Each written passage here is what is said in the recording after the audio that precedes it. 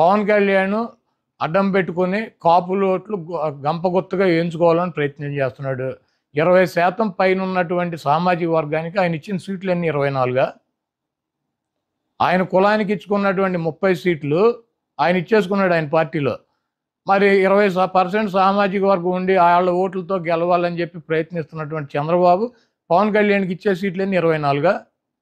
దాంట్లో అసలు 10-14 సీట్లు తెలుగుదేశం పార్టీ పోటీ చేసినా ఓడిపోయేటువంటి డిస్పోజల్ సీట్లు ఇచ్చాడు. ఇవన్నీ ఆ సామాజిక వర్గం గమనించట్లేదా? చంద్రబాబు నాయుడికి బుద్ధి చెప్పరా?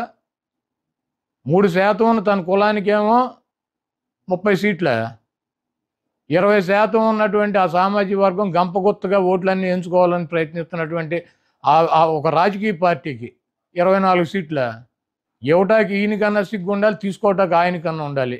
వీళ్ళిద్దరికి వెళ్ళినప్పుడు ఓటు వేయటానికి సిద్ధంగా ఉంటారా? ఈ ఓటు ట్రాన్స్ఫర్ అవుద్దా, ఆ ఓటు ట్రాన్స్ఫర్ అవుద్దా? మేమిద్దరం కలిసాము, మీ ఇద్దరు కలిస్తే జనసేన పెట్టింది రాజ్యాధికారం కోసం అని చెప్పాడు పవన్ కళ్యాణ్ గారు. ఎప్పుడు కమ్మారెడ్డి వాళ్ళైనా అధికారంలో ఉండేది, ఎస్సీ ఎస్టీ బీసీ మైనార్టీ కాపులకి రాజ్యాధికారం తీసుకొస్తమే నా లక్ష్యం అని చెప్పాడు. ఆ లక్ష్యం అని చెప్పి ఆయన పార్టీ పెడితే ఆ సామాజిక వర్గం కొన్ని వర్గాలు పవన్ కళ్యాణ్ వెనకాల తిరుగుతున్నారు. తిరుగుతూ ఇప్పుడు ఏం చెబుతాడు? వచ్చి 24 సీట్లు తీసుకుని నేను ఆ 24 సీట్లు తీసుకోవటం ఎక్కువ, నాకు బలం లేదు, మా వాళ్ళు ఎవరు భోజనాలు పెట్టరు, ఎలక్షన్లో పోటీ చేస్తే భోజనాలు పెట్టరా? 20% సామాజిక వర్గం ఉన్నాళ్ళు.